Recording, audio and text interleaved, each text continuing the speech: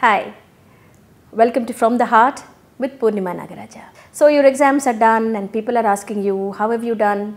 But you're busy preparing for the re-exams. Why?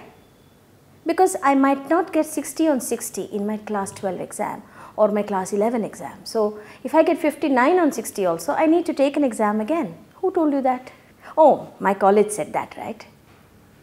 College says that, mom and dad say that. Your friends also are busy preparing for 1 mark, 2 marks or half a mark.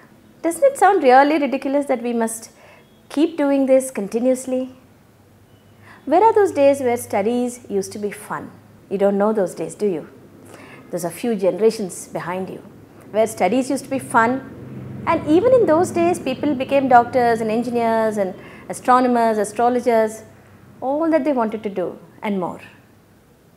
But today, you students are stressed, unhappy, disgruntled, angry, rebellious, all because you're asked to hold a book and study. I really don't blame you, because the system of education in our country has become just that. It's all work and no play. It's appalling to see how many schools don't even have a basic playground or even a PE teacher. It's appalling to note how parents don't even mind.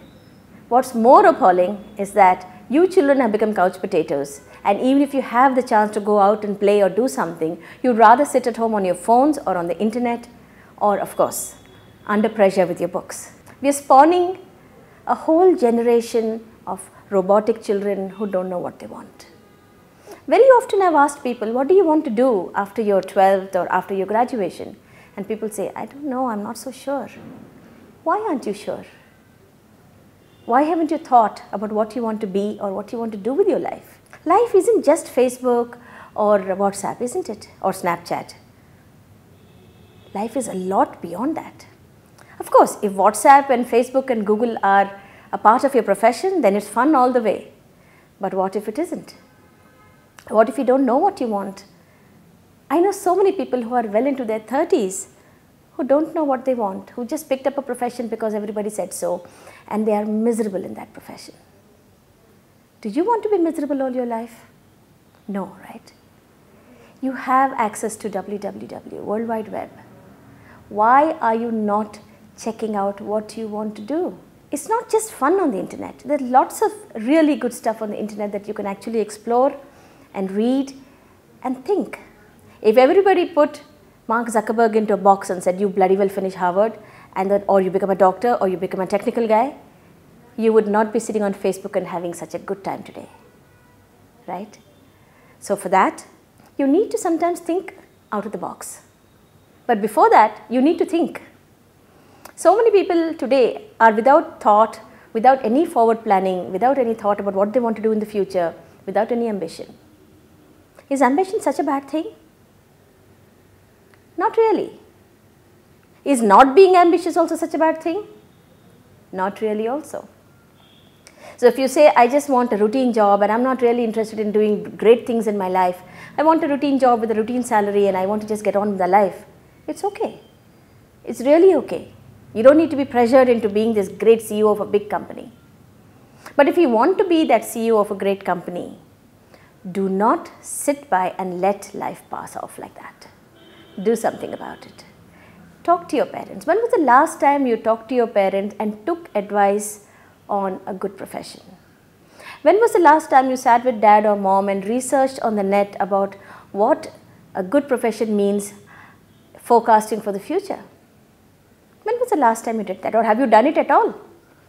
Or have you just listened and say, oh, all my best friends are going to this particular college to do their engineering. I'm not too good at math. In fact, I'm pretty lousy at math and I don't like engineering. But because my friends are going, I need to go there.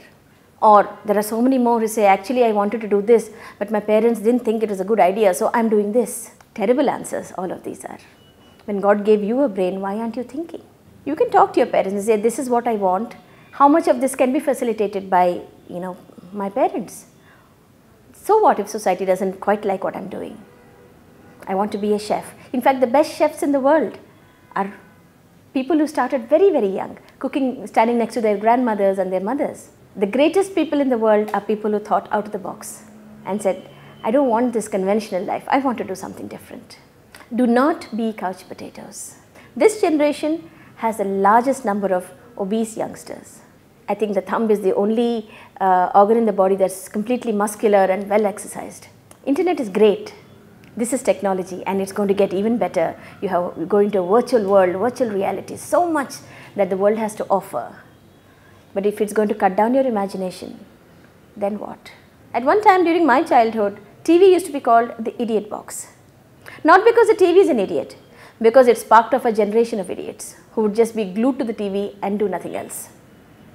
And now I think every gadget should be called an idiot gadget, because we are spawning off a whole bunch of very, very lazy, unimaginative, unconstructive and very, very boring people who can only talk on Snapchat, who can't talk to people, who need a gadget in their hand at all times to be able to do something. By all means, use that gadget and put it to good use.